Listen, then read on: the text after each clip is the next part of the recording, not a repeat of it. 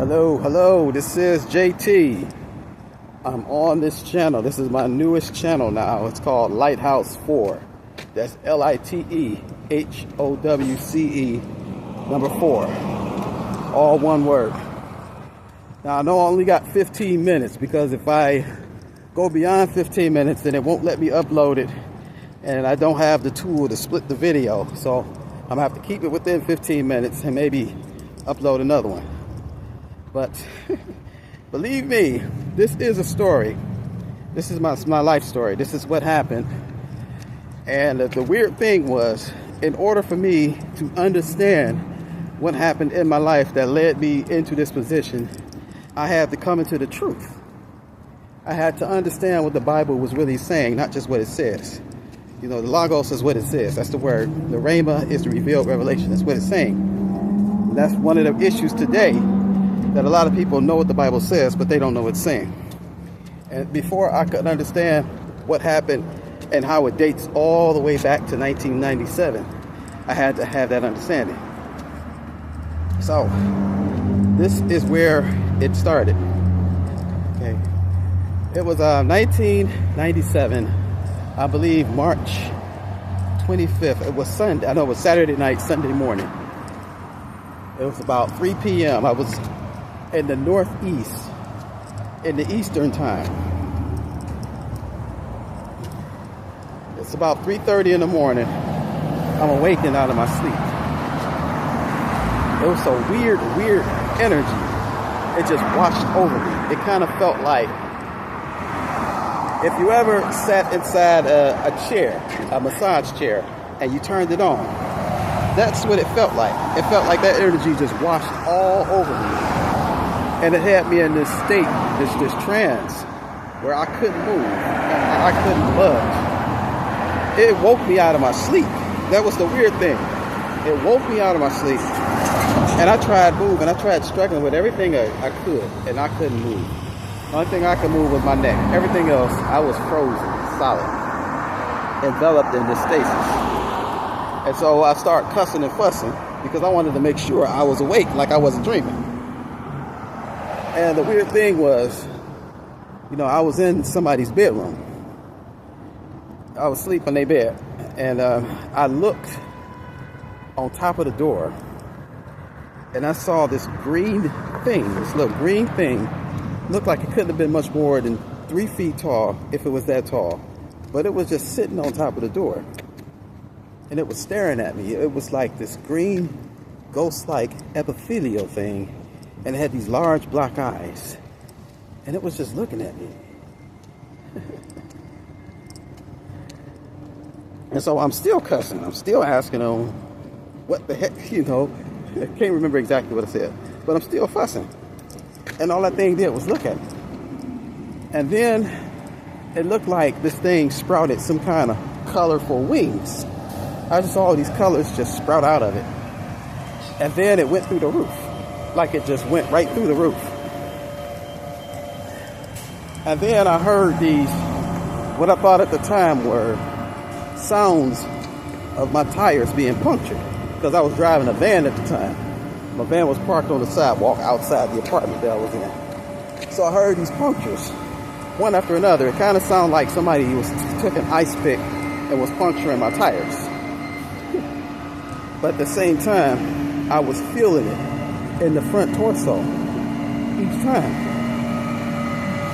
And I felt before, weird. Hey, what's going on? Just checking in with. Oh, no problem. I didn't mean to drop your phone. Oh, no, that's right. You cool? Everything good? Yeah, I'm good. Just doing a video right now. Oh, my fault. I was just checking in because, you know, when I see you, I always got to speak to you. Okay. All right, bro. All right. All right, so I feel 1, 2, 3, 4. Then I got 2 extras. 6. Oh, wait a minute. I only got 4 tires. So right after the last one, because they all hit me, all in this area up here. Right after the last one, the stasis broke. And I jumped up and I ran straight to the window. And I checked my van. The tires are all intact. I look over at the clock. It's 3:37 in the morning. And I sat down on the couch in a state of shock.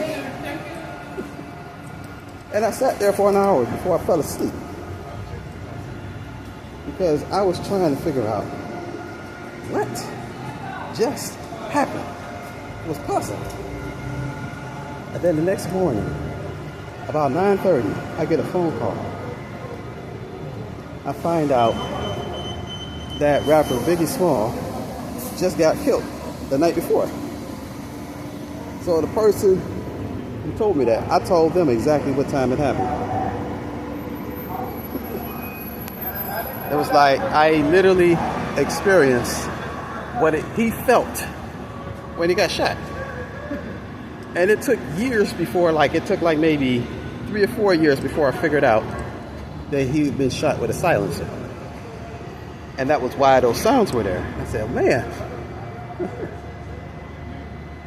But, around that time, I began to get visits from who I referred to as an angel of the Lord.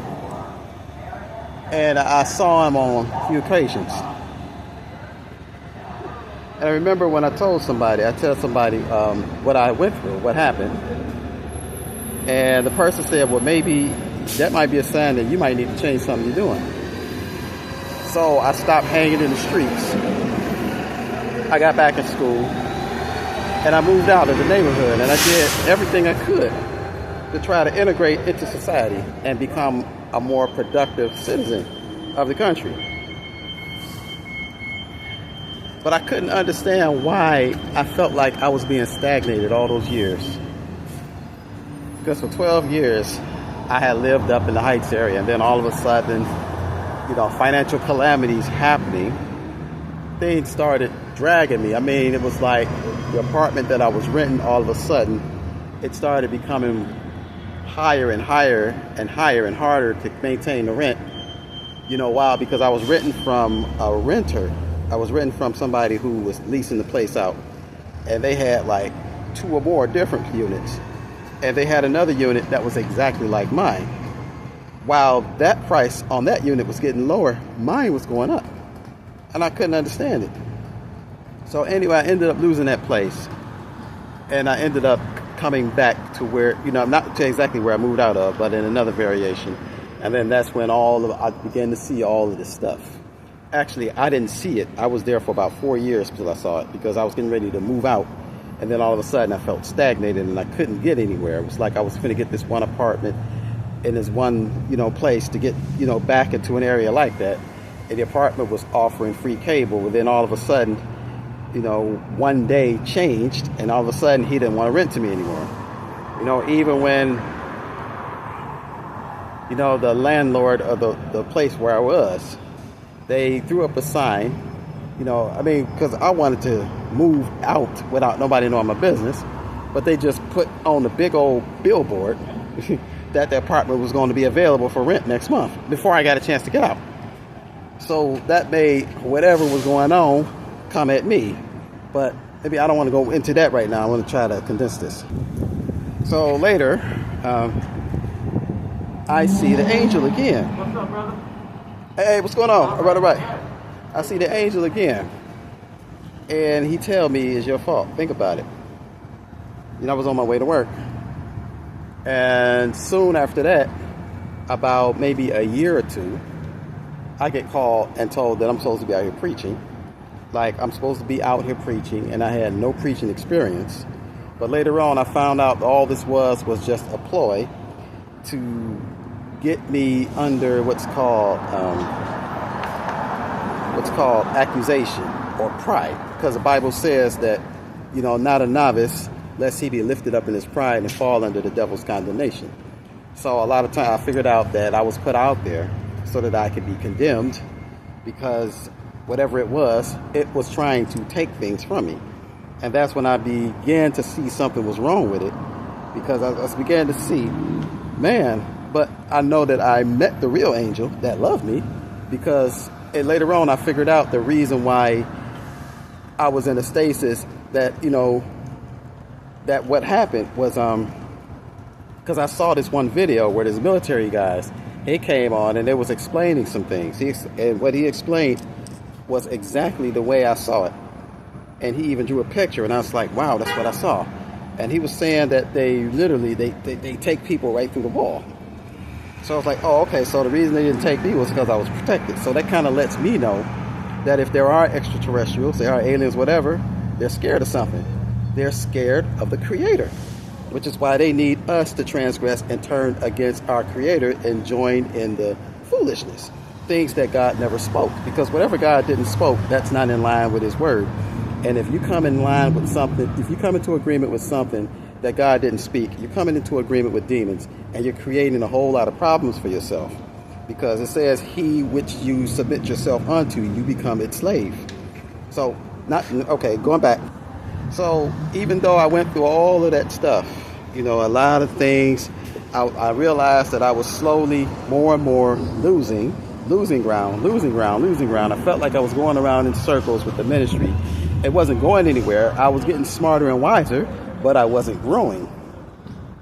In fact, there were other ministers that were online. He was like, we're starting to notice that the adversary is gaining ground, and we're losing ground. We can't figure out what in the world is going on here. We're supposed to be, more than conquerors. Then why is it that we're slowly losing ground? And I started wondering, once I started preaching, I'd been sent to preach, and all of these people who were in this demonic, this occult thing, they were following me everywhere I went, everywhere, and doing whatever they could to hinder the ministry.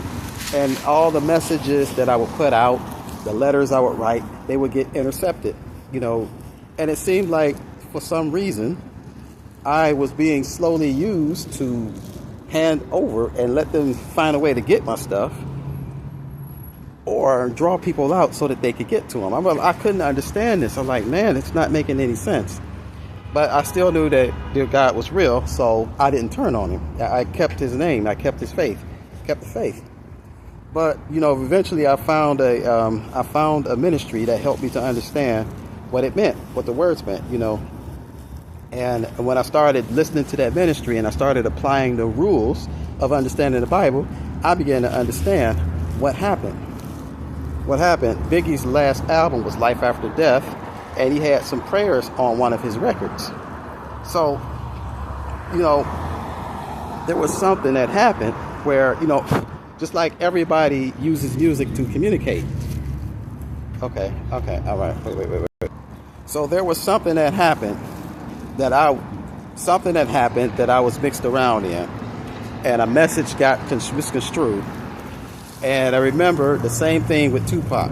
Once Tupac put on record, once he put on tape what was happening with, I ain't gonna mention the daughter or the man's name, but he didn't know, he had signed up for an oath and he didn't know what he signed up for. So he was trying to buy back his soul. But once he put that information on tape, he had broke that oath and they would be after him. And what they needed was, a new Pied Piper. And my guess, this is how I put it together. My guess is that they selected Biggie to be that Pied Piper. But when I got mixed up with something that I did and used one of his songs, they probably thought that he was doing the same thing. So that means that what happened to him probably had a lot to do with whatever I was mixed up in. That means that they probably accused him of trying to do the same thing Tupac did and decided that he had to go, which means he never saw it coming. And I said, wow. And it took me 12 years on top of the other 12 years. So it's 24 years before I figured that out. And I just figured it out last month. I said, man. So then I'm wondering, well, how could that be so tied up to the point where everything would follow me everywhere I go? And when it follows me and ties me down, then all the calamities happening. And I would always hear that you're somebody very, very high up, powerful in the spirit. And I'm trying to figure this out. And I said, man, so why am I not getting trained? So that means that whatever it was, whatever I was supposed to do or whatever, it got a hold of me long before I even knew. So, and when I tell people and share people the story, it's like they don't think it's possible, it don't make any sense. But I was like, it says that we won't understand the prophecies till after they happen. So I'm out of time, so I'm going to have to stop now. Jae Ti.